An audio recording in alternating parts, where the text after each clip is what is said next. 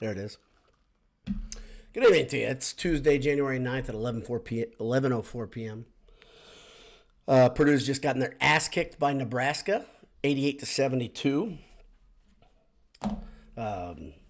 You can spin this however you want. I don't think there's any way to spin this one. Nebraska's better than they were last year. And last year, if you remember back, they took Purdue to overtime in Lincoln. And this year, Nebraska didn't need overtime. Nebraska didn't need anything. They just kicked the hell out of Purdue. That's an awful game. That's an awful performance by Purdue. And I had somebody on Twitter say, Purdue's playing okay. No, you're not playing okay when you let a team keep doing the same thing over and over. And a team can get hot or whatever. You don't let them stay hot. You do whatever you can. You and I have played pickup basketball, and if people are lighting you on fire, start beating the shit out of them. Seriously. Show some gumption. Act like it matters. You're the number one team in America. Nebraska is a team that should make the tournament, looks like to me. And Purdue didn't have it. They didn't have it at all today. Zach Edey was kept in check for multiple reasons. Number one, he got in foul trouble early. But Nebraska just rained fire on Purdue from three. I think Hummel said 7 different players hit threes. That's not good as a defense. Nebraska shot 60% from three-point line. 60%, 84% from the free throw line. Purdue shot a respectable 73% from the free throw line, 39% from three. It's okay.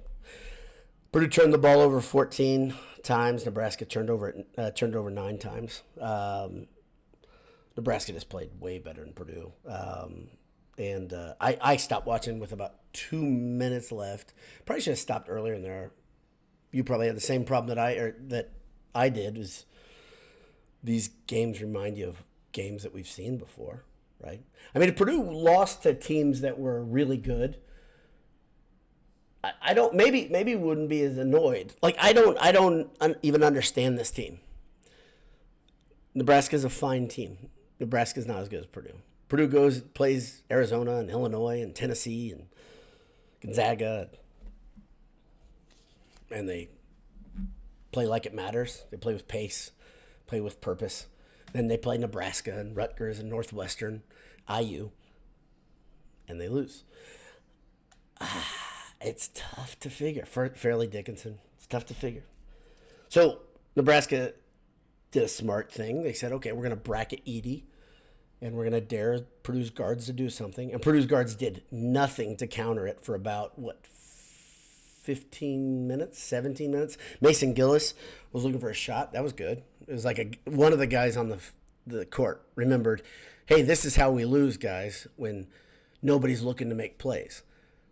And Edey is being taken away. This is the problem. This is the problem we've had, guys, over and over and over. So teams will dare you to do it. They'll say, okay, we're going to pack here. We're going to put a guy behind him and a guy in front of him. And then we're going to say, hey, we want your guards to do something. I think Lance Jones made a shot or two early. He tried to bring him back. In the second half, Purdue cut it all the way down to a one-possession game. And then Purdue just proceeded to completely back off and allow Nebraska to get back into rhythm and just start bombing. Good for Nebraska. Good for, I assume they stormed the court. I heard the buses weren't running or something in Lincoln, so they couldn't get to the arena.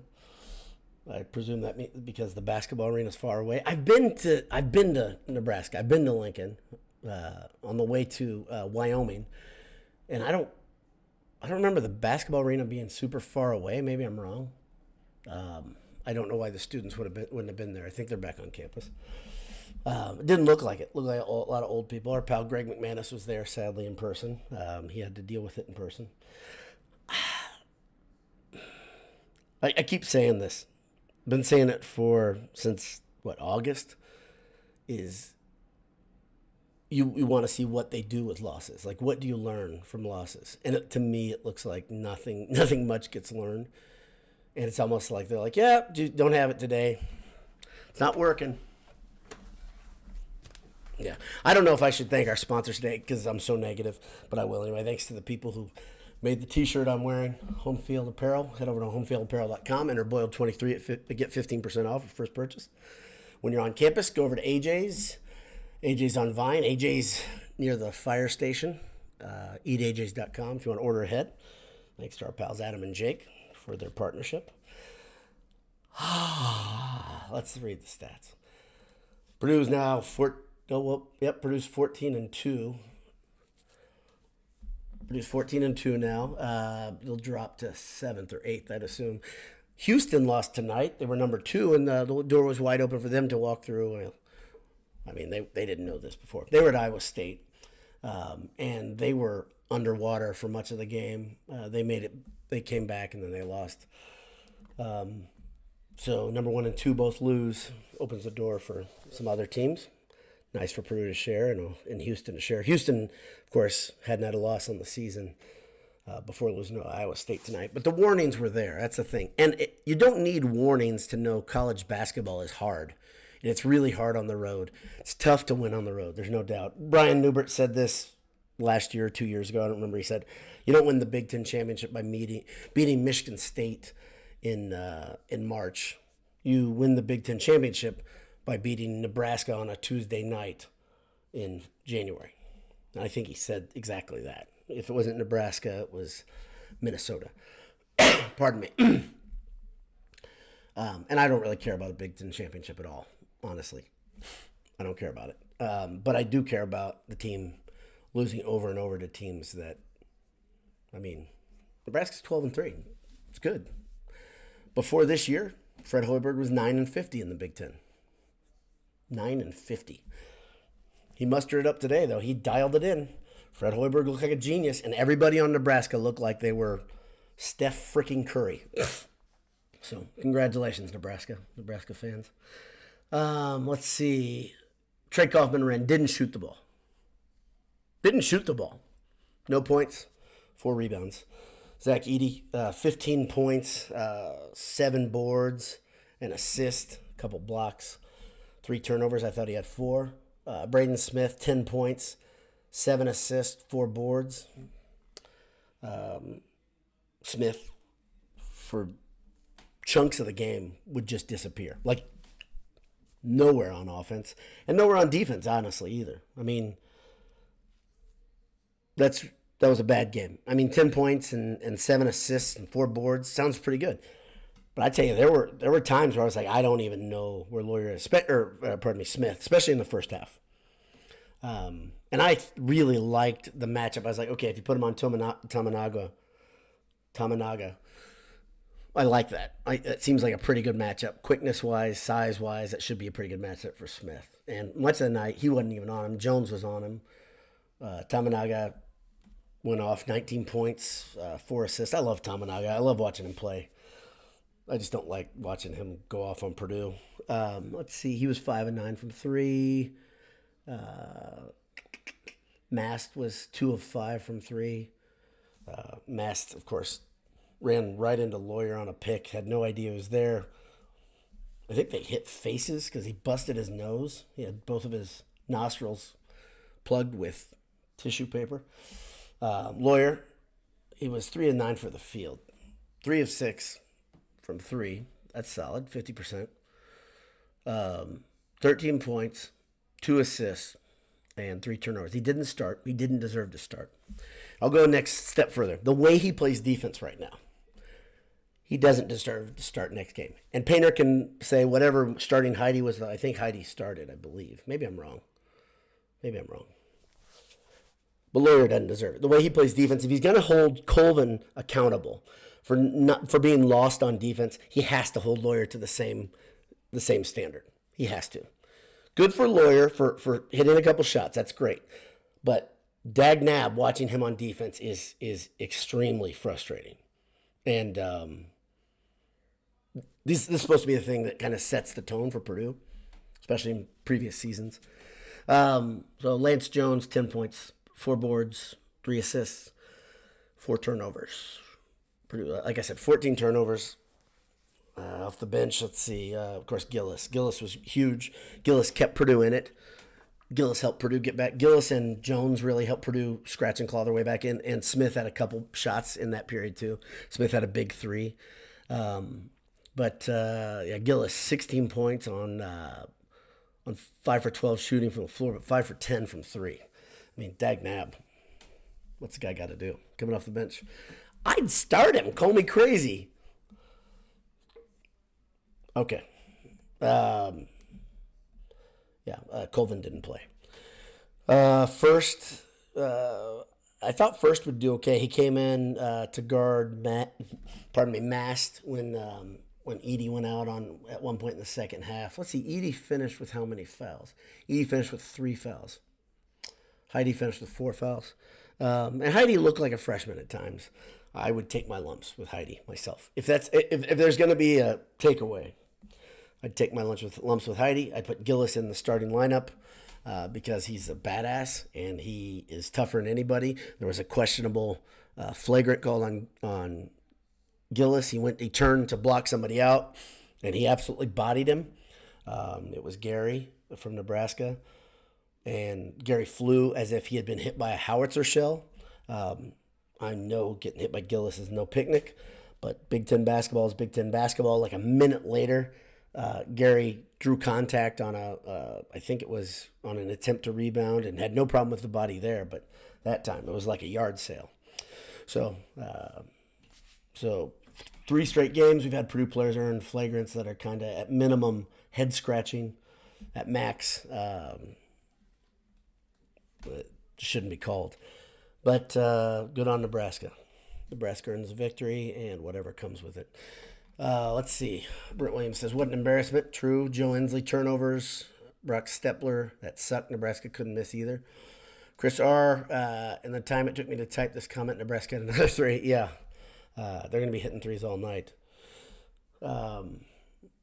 Let's see. B. Murph says Edey was so lost by the different people guarding him, but this was a good test. Turnovers were the most concerning. Yeah, Purdue's had games where they've turned over more times, but 14 turnovers, not good. Painter's probably going to talk about that in the post game. I don't feel like watching it right now. I'll watch it tomorrow. Again, what are they going to learn from this? What are they going to learn? What are they going to learn? When you're a physically superior team, you should exert your will, and Purdue couldn't do it. Purdue's guards didn't do anything to help Edey when he was in trouble until the game was pretty much out of reach, and then they started hitting some shots, which was nice of them at that point. But we've seen it. Melissa Hunt, how are you? Looked stupid all night long. Yeah, felt stupid all night long. Adam Beasley just got outplayed. Mixed that with some big shots, and you're getting beaten badly. Okay. Got to do something different. You have to do something different. I've been told by many people, Matt Painter's a defensive genius and an offensive genius, basketball savant. Does he not feel what's happening in these games when it feels like it's just slipping away and it's the same thing over and over? Does he not want to do anything to change it up? Does he not? Is there any other option other than man-to-man? Is there anything you can do? Is there any other defensive look you can throw at somebody other than doing the same thing over and over and over? Can you play physical on the edges? I mean, goodness gracious. Good on Nebraska again. Purdue did not play okay. I agree, Brock. Vincent Moster says at least Painter adjusted the lineup to start the second half. Yep. Melissa Hunt. I tell you what.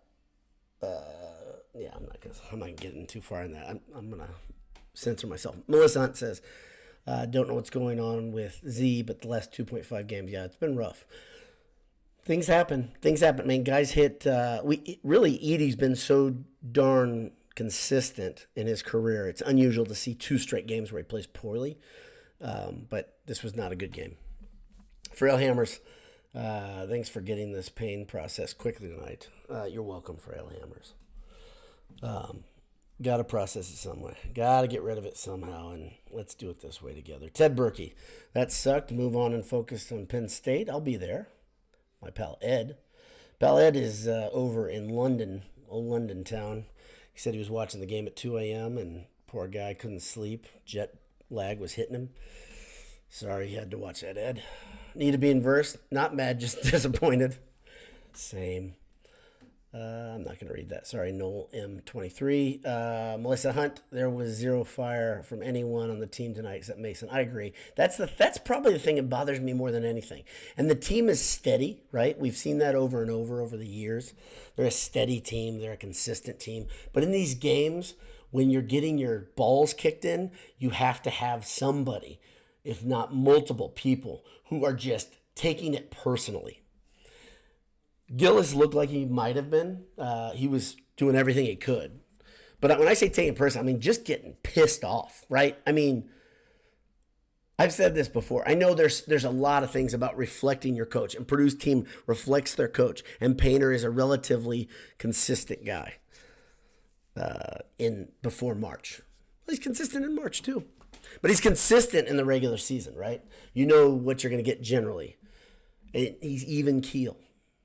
And nights like this, you don't need even keel. You need a guy that's like, I'm going to go get the tech. And I know that there are some people that just say, oh, you can't say that. You can say that. When you can feel a game like this, go get the tech. And even if you get blown out, even if you get thrown out of the game, and the team learns something from it, like maybe that guy's got our back, we're all in this together, something to take away. Not, oh, well, not our night. It's okay. You lose, you go down swinging. I think that's a lot better than this. And then, like a lot of the games we've seen the last few years. Frustrating product. Frustrating in these games, these nights like this. Matt Killer says, why do they play down their competition? I don't know.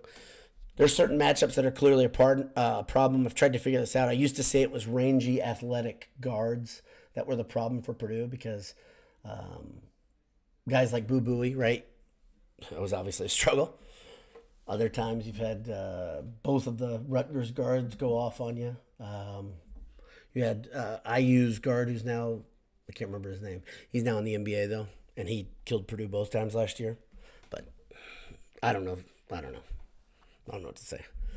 These aren't the best teams in the league though, and they're not the best teams in the nation that beat them. They're just not. But again, congratulations, Nebraska. Not taking anything from Nebraska. But the non-best teams in the nation, the teams that are middle and worse, the teams that are in the, I don't know what Nebraska is according to, it's in the net right now. I didn't look at the net. But I don't think they're in the top 15 or 20. And I don't think the teams that beat Purdue are in the top 15 or 20 generally. But that keeps happening. Nick Cristiano, that was awful performance. Looked eerily similar to FDU. The way they played him like FDU, but they're a much better team than FDU. FDU was a joke. 300th in the net. I'm sure, I would guess Nebraska's in the 20 to 40, 35 maybe, 32 range. I'm guessing. I don't know. I can look it up after the game. After this, Brian T says, well, we knew we weren't going to sweep the Big Ten. Just seemed like Purdue never got going. Why do we know Purdue wasn't going to sweep the Big Ten? I mean, like, you're saying because they already lost to Northwestern. That's not a reason to roll over. I know you're not saying that. Heidi and Colvin deserve to play more instead of Lawyer and Morton. I don't know what Morton has done to deserve the ire. I do know what Lawyer's done to deserve the ire. I got to tell you, Colvin has done something, and Painter is teaching a lesson. I don't know what that is. But Colvin's clearly not playing right now, and I don't know. Hopefully it kicks into gear. There's something happening though. He didn't play last game either. I don't think he's injured. So Nebraska 59, Northwestern 71. I don't know what that means. Nebraska 71? 59. Nebraska 59, Northwestern 71. You should come in and tell me that, please. So what he said, Nebraska's 59th in the net, Northwestern 71 in the net. Like I said, these aren't elite teams. Congrats to Nebraska for playing up. Nebraska's having a solid season. I'm just going to keep making sure I give credit to Nebraska because I probably have somebody in the comments going to say, you're not going to give credit to Nebraska? Okay. Congratulations, Nebraska. All the credit in the world to you. Let's see. Lance played sloppy, says Chris. Joey Ortman says Lance Jones needs to stop shooting threes. He's so good at driving, not a good three-point shooter. Lance Jones is streaky. Lance Jones, his stats tell the story. What he is, a 3-point shooter. I love Lance Jones. If you haven't watched the video on Lance Jones on what the team did for him in the late summer after his father passed, please watch that video. I tweeted it out. It's awesome. It's awesome. It's awesome. More important than basketball. Much more important than basketball. Need to be inverse. Let's see. I don't want to hear any of that. Brock Stepler. I understand that. I don't know what I'm doing. I'm going to try to catch up. Purdue looked way unprepared for this game. Also, Nebraska hitting 58%. They won't do that again all season. Matt Keller says that. I don't care. I mean, I'm not mad at you there. I just don't care about that stuff. That type of thing where it said, well, you're going to run into teams like that. Why don't they run into Illinois that way? Why don't they run into Michigan State that way? I don't know. Pick a team that's in the top 20 in the net. Arizona. They did run Alabama. They ran into Alabama and they were shooting the damn lights out, and they found a way to beat Alabama. Alabama is a much more athletic team than Nebraska. Hoiberg looks like a walk-on. I don't know if he is a walk-on. Tominaga beats everybody, by the way. He just does this sometimes. But you should know it's coming, right? We've seen that. You know it's coming from him. The difference really, if you're going to really dig at this, at what's the big difference statistically, if it's just numbers, if you just look at numbers, you say, wow, Purdue played okay. What happened? Except Zach Edey didn't play up to the level that we're accustomed to. I think that's fair. I don't think that's the entire game, though. If you watch the game, and a lot of you didn't because you don't like paying NBC in the extra. I know many of you made a point to me. You're not going to pay them another red cent. Okay. If that punishes you, that's stupid. If that punishes them, if you think, that's fine. For me, paying for Peacock is absolutely the right thing to do because I want to watch Purdue play. I want to watch them get their ass kicked by Nebraska. That's how I am. I'm a sadist. Let's see. Bitcoin is freedom says long term will be a good thing because even Painter can't choose to play Morton over Heidi anymore after this. Morton defenders don't even care. He's shooting under 20% from the field this year. Yeah. I have a hard time. I have a hard time taking it, just giving it to Morton. And if you haven't figured this out, I have a real hard time with that. Just because the dude's been a good warrior and he's a good soldier, but he doesn't look like the defender that he did 2 years ago. I understand the point again. I think like I said, I think I'd just start Heidi in place of Lawyer and have Lawyer come off the bench and be a shot in the arm from a shooting standpoint if he can do it. That's just me, but I'm not the coach. So there's a lot of psych things that coaches need to do and need to figure out with their team. Cobra through and says, "Don't hold back. It's reality." He stopped himself. Richard Carter says, "Man, that sucked. Trip to Bloomington next week looms very large." Yeah, if you got a trade, winning at Bloomington would be. I'll take that trade. I don't think that's how this works, guys and girls. It's not how it works.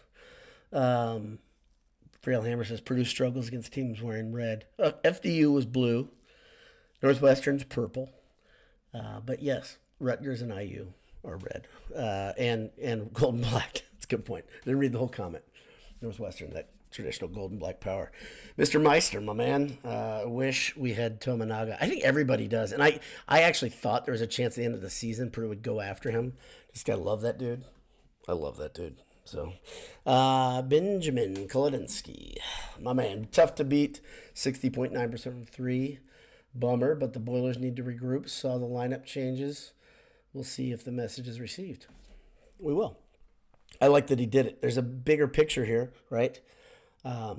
Painter's odd with his changes in the lineup. He acts like it's a huge deal to change lineups. I think it's great to shake up lineups. I think it's awesome. Katie used to use that as his advantage. It's one thing I love Katie for. I think if you look at Painter versus Katie, if you really want to get analytical, I've done it a couple times. Painter's a more successful coach. He's a better recruiter. He gets more higher octane players in here. He's obviously been number one many weeks that Painter never did. Or pardon me, Katie never did. Gracious. Brain is not good.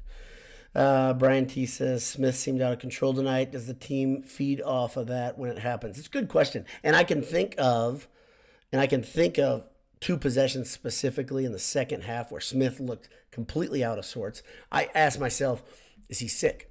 Because he did not look like himself. Does not look like the same guy that many people in America were saying that's an All-American. Not at all. One possession in particular, he threw a pass that was an absolute prayer. He threw it kind of up in a hook motion or something towards the three-point line with the clock running out. Heidi had to, I think it was Heidi, had to throw something trying to draw iron. It was either Heidi or Jones. Doesn't matter. Bad possession. Bad couple possessions. He did look a little bit out of sorts. A lot out of sorts. Yeah, Brock Stepler says, I guess I didn't realize Lawyer was 3 for 6, but it felt worse. Yeah, it did. It felt much worse. Boilers 0-1-2. A wise man once told me to circle games in mid-January to gain a sense of this team. Does 1-9 count as mid-January or still beginning? Asking for a friend. I'd count this as mid. If you, I guess we're 1 day from mid, right? If you break it down to 3 parts. But yeah, I think you can count this in that group. What are they going to learn? What are they going to learn from this? And what is going to be the take-up? No loss is just sitting there by itself. Andrew White says, Hood Shafino. Thank you. Couldn't remember his name. Let's see. Alex Chatton says, don't need debate, be down. Let's see. Ed Albany says, where would Brandon Newman be in the lineup if he stayed at Purdue? I think Newman would have been pretty deep because his problems are, if you've watched Western Kentucky play, I've watched him play a couple times, watched him play the other night, had a really good night. He still can shoot, but his defense is inconsistent still. He takes possessions off. I think that's what annoys Painter more than anything is when guys flat out take possessions off. And that's probably my biggest rub with Lawyer. So I'm calming down now, guys. That's the good thing. But I'm able to be somewhat analytical right now. Is Lawyer's inability to do anything on defense and stay in front of guys, to get through picks, to communicate to his teammates. It's a big deal. It's a big deal. And it's a legit struggle. Yeah, Frail Hammer says, aren't you going to give credit to Nebraska? It's a good point. I give all credit to Nebraska. Wow, great win. Thanks for reminding me. I know it's a joke. Let's see. Yeah, Jaybird, 47-21. Alabama didn't shoot 60% from 3. That's insane.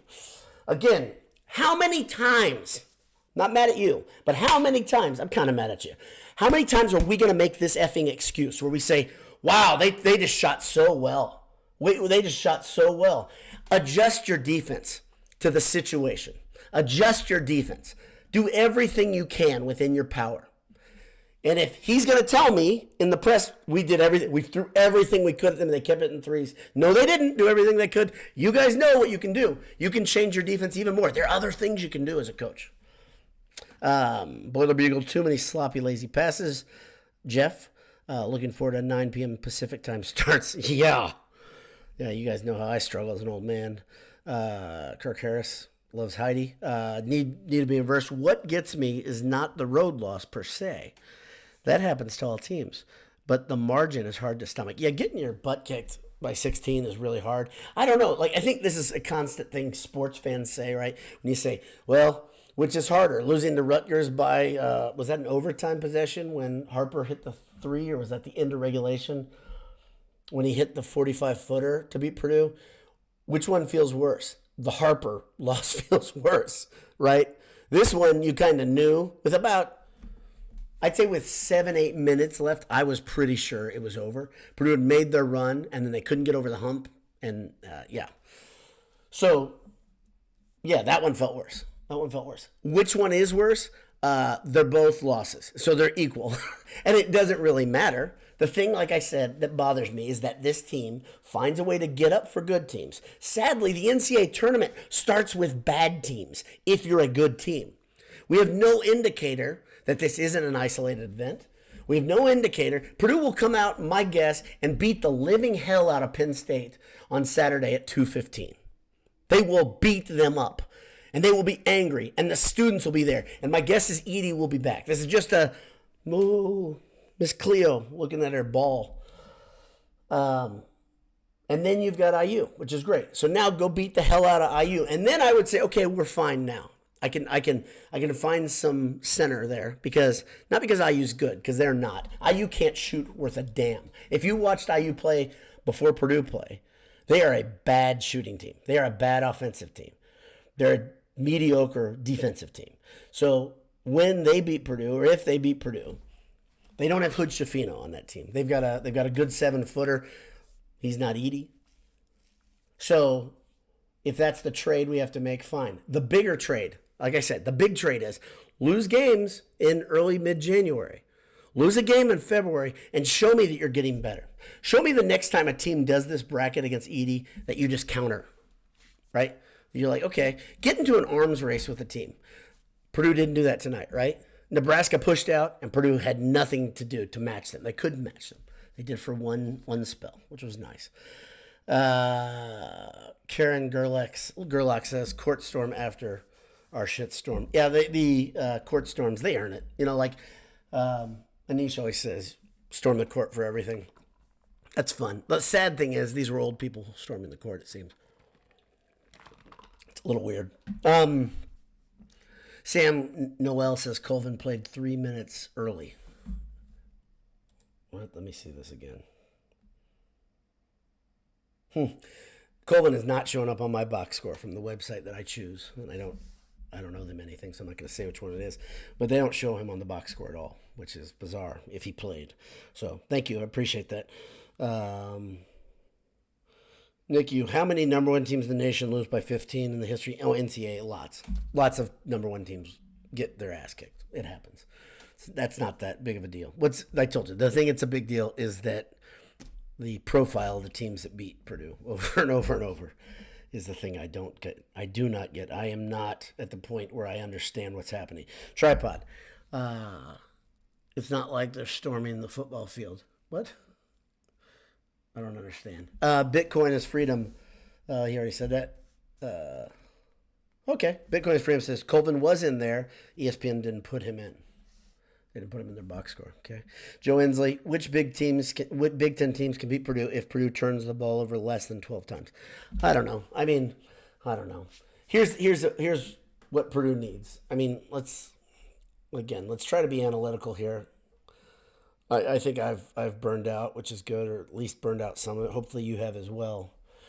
But on a game where you have, the funny thing is, it's really the big difference in the box score if I'm looking for something glaring. It's just Edey being off his pace, but he's really not. Last couple games, this is kind of how he's played. But 15-7 is pretty significantly off his pace because I think he was averaging a double-double, at least earlier. So you have a pretty solid output. Kaufman-Wren is an unusual one, 0.0 shot attempts, but 15-10, 13-10. Another guy with 16 points. It's not bad. Scoring 72 points. That's Purdue historically under Painter, especially over the last 3 or 4 years. I think is it 71 points is kind of the breaking line. Generally, they win when they score more than 71 points. I think that's true. It's either 71 or 75. Doesn't matter. Not tonight.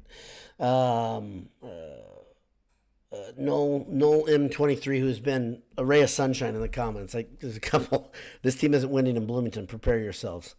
All right. Bitcoin is freedom. We only had 14 turnovers tonight. Sadly, we really didn't play average and still got destroyed. Alex Chadden, Edey averaged 22 and 10. Okay, so he's off his pace. 15-7. Yeah. Karen Gerlach says, I'm betting we're winning Bloomington. Good. Got some balance in the world. Let's see. Yeah. All right, guys, girls, it's okay. It's okay. And I'm sorry for losing my cool. I'd like to, Frail Hammers, I'd like to give credit to Nebraska for winning the game. Congratulations, Nebraska, on the big W. My wife couldn't get over the fact, we're watching it on the Peacock, and she couldn't get over the fact that Nebraska hadn't beaten the number one since '82. And my son and I both said, it's tough to beat a number one, generally. That's not that weird, unless you're playing Purdue. And then Purdue, the thing is, I said, Purdue gets back to number one. They've done it a lot. 8 weeks last year. This week, I think it's already been, or this year, it's already been 5 or 6 weeks. They've been at number one. I don't know if they'll get back to number one this time. I don't really care. I don't care about rankings. I don't care about the Big Ten title. I care about the team playing its best basketball in March. This was assuredly the worst version of this Purdue team. That's one thing I think we can all agree upon. Now, the reason for Purdue losing, whether you put it at the feet of Edey for not playing his best game, I think Edey would take, I guarantee you, I don't think he was meeting with the media tonight. He got really frustrated tonight. It's a frustrating night for him. He gets frustrated every now and again. It's okay. He's human. He's also a guy that will work his ass off in the wake of a loss. We know that. But there are some things this team, like I said, they can't really run from some things that they are, other than people developing. You have to have people develop to overcome some of the problems that they have personnel-wise. And the fact that Colvin is now playing 3 junk minutes and not working more into the lineup earlier, that's not going the way I was hoping. Edey moving more into minutes, that's a positive. Morton playing earlier minutes, that looks good, but Morton couldn't have ended with many minutes, probably right at his average, I would guess, without looking at that. So Purdue needs to learn. Purdue needs to get better. They need to have these losses mean something. They need to mean something later. We need to see, and we don't know. We don't know the future. But they need to have losses like this hurt bad enough that guys are just like, when they feel it happening, they do something. You're going to lose games. Losing to Nebraska at Nebraska is not the end of the world. Continually losing to teams that aren't great is baffling. Baffling. Brian T., thank you for being the voice of our outlet. Recaps are cathartic. I hope you feel that way. God bless you. I hope you do. I really mean that. I hope you feel better. I feel better after venting for nearly 40 minutes. I don't know who had the over-under tonight, but they aren't short. Quick cast and post games are not short. Young C12 says, time to go 6-0 for the rest of January. That'd be awesome. That'd be great. Like I said, I just want to see some things. I want to see some things get better. I want to see the team grow up, change, learn some things, kind of start one of these runs where you're like, wow, this is special. You see it. And then, even then, because all of you in this box, you remember the Haas and PJ Thompson team that won 17 straight games and then lost in the round of 16. Haas cracked his elbow that tournament. But that's the whole thing. Sadly, we are all tainted by this. And you just want to see the team get the taste out of their mouth from last March. And you have to go through this process before you could get there. And in the meantime, you have to have teams galvanize themselves. Guys become something that they aren't currently as we're watching. You have to have something special happen on some level for this team to develop to the next level still. But to have a team get to number one, that's pretty special. I keep saying that. That is really, really special. It really is. But when you get knocked out over and over and teams rush the court on you, doesn't feel very good. Somebody made a funny comment. I wish I could remember who it was on Twitter. They said, Houston didn't even earn the court storming at Iowa State. That was funny. My guess is that Iowa State didn't have their students there. I don't know why they wouldn't rush the court when number 2 Houston loses, when they beat the number 2 team in America. Because typically that little number, that single-digit number, especially in the top 5, that's going to earn a court storming. Karen Gerlach does not like that. But that's going to earn a court storming most of the time. So Ed Albany says, good that we experience a loss now and hope we learn. Hope we respond. How we respond will matter. Painter needs to talk to Jordan Peterson. Okay. All right. I kind of wish I had added that. That's funny. Bitcoin is freedom. We will get the taste out. We will beat the 16 seed this year. I almost guarantee it. But let's get a Big Ten title first because we are 5 to 10% to win it all. I saw that Vegas has some odds. I don't understand any of that. You guys have heard that? I'm not kidding, by the way. When I say I don't understand odds and Vegas, I really don't. Part of it, I could learn it, obviously. There are dumber people than me, I believe. that understand Vegas odds a lot more than I do, and I don't want to learn it. I don't like betting. I don't see much worth in it. People always say it makes the game more interesting. Not for me. I enjoy watching games that aren't Purdue.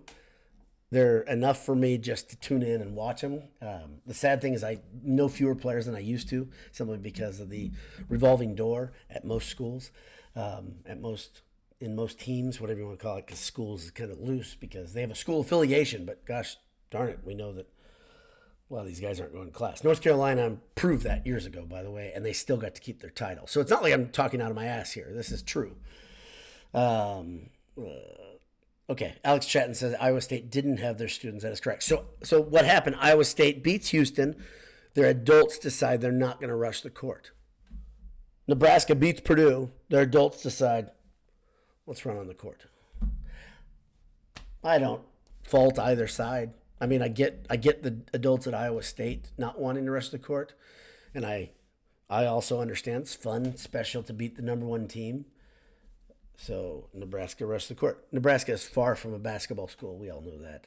And that's why Hoiberg still has his job. If we're going to be real honest, he should have been fired last year at the end of the season. I think by any measure, almost everybody thought he'd be gone. But he still has a job. And it looks like it's paying off huge dividends, beating the mighty Boilermakers. Brian T., betting gives more gray hairs. I'm getting enough for all of us, or getting enough of those as it is. Look at my beard. I don't bet. Still have a gray beard.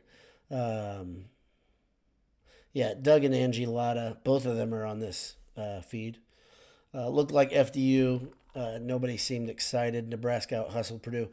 Gillis looked excited, and Gillis was one of the indicators in the FDU game that I was so bothered by. I was like, oh, Purdue's toast, because he started pump faking. Tonight, he was pretty resolute. I think I only saw him pump fake once, and then he passed a pretty good he sent a pretty good pass into Edey right then. He was looking for a shot. He was hunting, which is great. That's awesome to see.